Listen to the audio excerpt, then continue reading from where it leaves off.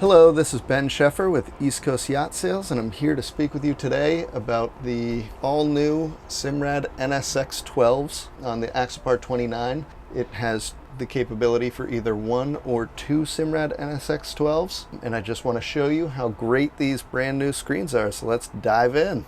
First thing, when you're looking here, you see MOB over here. If you have someone go overboard, you just tap on that MOB symbol, and what that will do is that will set a pin for exactly where the person went overboard. You'll be able to see it on your chart, which we'll show you right now. Obviously, we did not engage the MOB. We don't want to call the Coast Guard. You would show a little red X with a human body.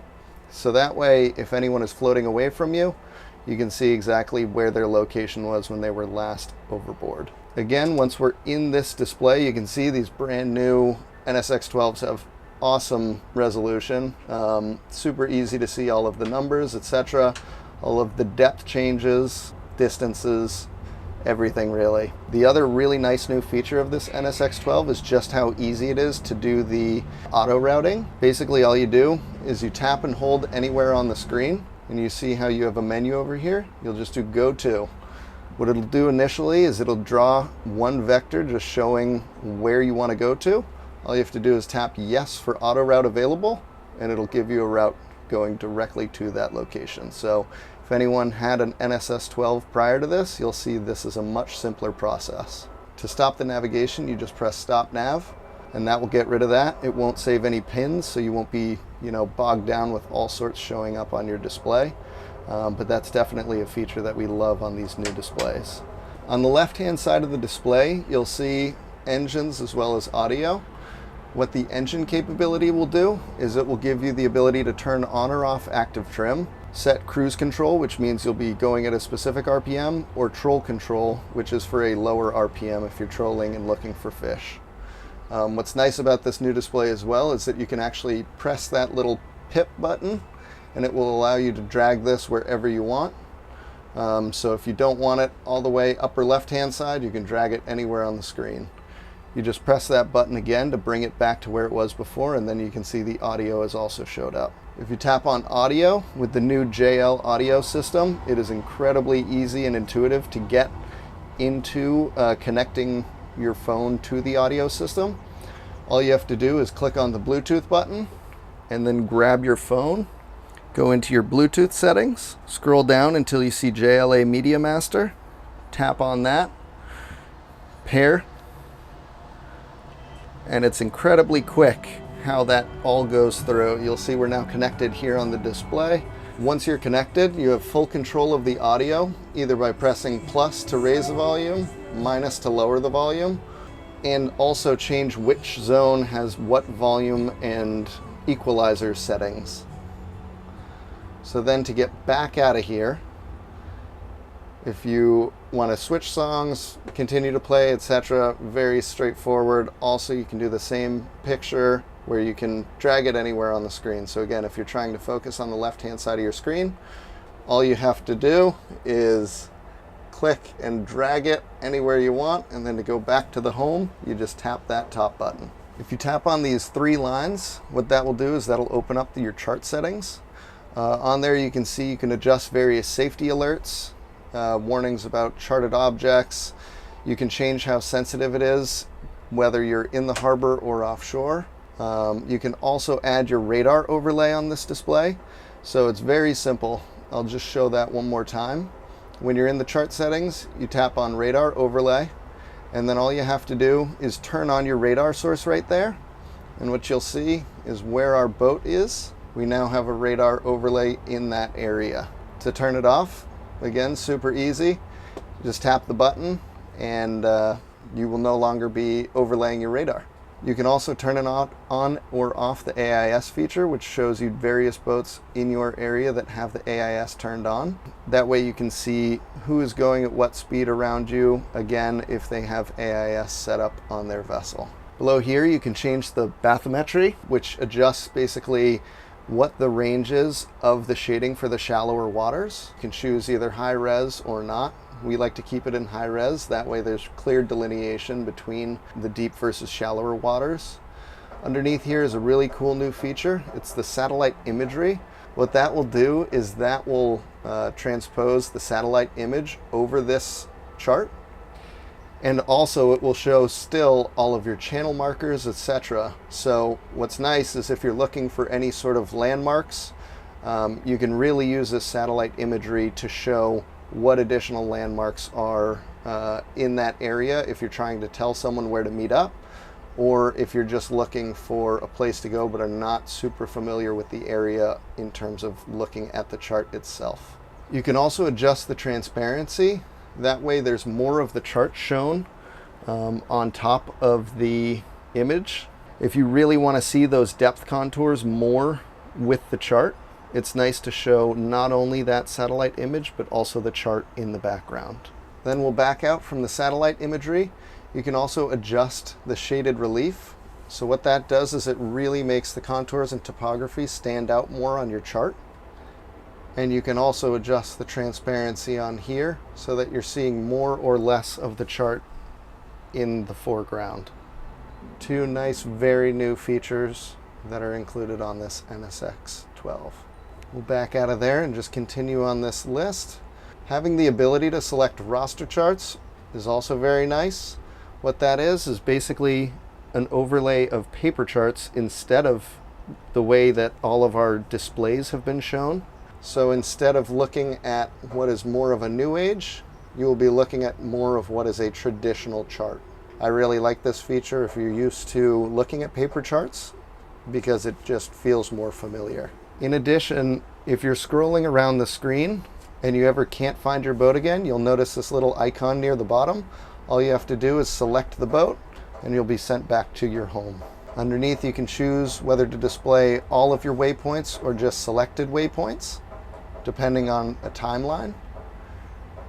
In addition, you can do the same for the routes and the tracks. The heading lines are nice because what it shows is not only the direction that your vessel is heading, but also the course over ground. So if you're in an area with a strong current, you can actually see where you are going towards as opposed to the actual magnetic compass that you're going towards. The range rings as well as the grid lines are all personal preference, but also nice features. So you can see how far it will take you to get. Here we have a 0.62 nautical mile as the maximum difference, as well as grid lines that just show what latitude and longitude you're at.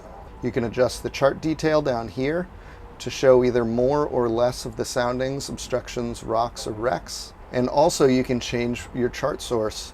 So what we're doing is right now, the main charts that are used for these Simrad NSXs are the CMAPS Reveal or Discovery X. At this exact moment, those are the only two charts that are available for these displays. However, we foresee in the future that additional charts might be available, and that would be where you would be selecting various chart sources.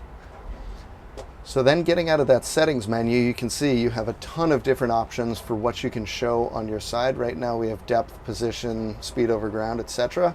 If you want to change any one of those things, all you do is you click and hold, tap on whichever one you want to change. Right now we're going to change the bearing to waypoint. Go into gauge settings, data type, and then select whatever you would like from here. So let's just say we want to add what our fuel level is or fuel remaining. All you'll do is tap on that and you can see now that box has changed. To go back, you just press X and you can see we have that fuel level showing up here on the boat. As you can tell by the list of options, it is incredibly customizable. So many different gauges which are available to you. This is what I really love about Simrad, is there is no shortage of information that you can change on any of these pages. Again, we're talking anything within the navigation, batteries, fuel, engine, date and time, etc. So a ton of different options to choose from. You can also see on the far right side of this display, you can select anything that is also shown on your home screen. So if we wanted to pull up the radar, all we would have to do is tap on that radar. We'd have the radar on its own independent screen. You turn on the radar, and then you have a new display showing the radar. To go back to charts, super easy. You just tap on the chart, and as you can tell, there's very little lag, but now we have the radar as an overlay on that screen. Turn it off, you just press the power button again, and then radar's turned off, and if we were to go back to charts, no more radar. In addition, you have your mercury displays showing your fuel, as well as how trimmed your engines are. Also, it shows RPMs, what gear you're in, and your engine voltage right up here. Underneath, you can see there's additional fuel settings. Underneath that is your boat settings. So here you can program boat name, call sign, what the hull height is, the length, beam, and the draft. That information is extremely important for when you're using your auto routing. That way it can correctly route you through an area that is not too shallow for your vessel. On the settings, you can see you can configure your fuel tanks, type in what your cruising speed is to calculate how far you can go, enter in all of your boat data. All the way at the bottom, underneath the man overboard button, you can add a waypoint. So basically wherever your cursor is or your boat is, you just tap this button and it will add a waypoint. You'll see this is number 16, directly where your vessel is located. I'm just going to clear that out here. And then underneath that, if you tap those 9 dots, you'll go back to the home screen. The other really nice feature on all of the Simrads has been that they have tide charts. So here you can see where we are in Yarmouth, Maine. It shows the various tides throughout the day. This is incredibly helpful if you're planning a trip anywhere. If you want to change the location on where you're seeing the tides, all you have to do is click on the name in the top left-hand corner and either click on one of the areas that you've already been to or any new location here. And what that will do is it will show you the tide for that area. Again, 9 dots to go back to the home screen. Once you're on the home screen or any of these screens, if you slide down from the top, what you can do is do a screenshot, which will save it into your storage. You can lock the screen so that you're not going in different apps. Put the screen in standby, which will put the screen on standby instead of fully turning it off. In addition, you can change the night mode and the brightness. What night mode does is it inverts the colors on the display. And then brightness is very easy to control, where you can, depending on how bright the area is that you are navigating, you can turn the screen up or down. And there you have it. This is a good summary of the Simrad NSX 12. If you have any additional questions or things that you noticed about this Simrad NSX 12, feel free to reach out in the comments below.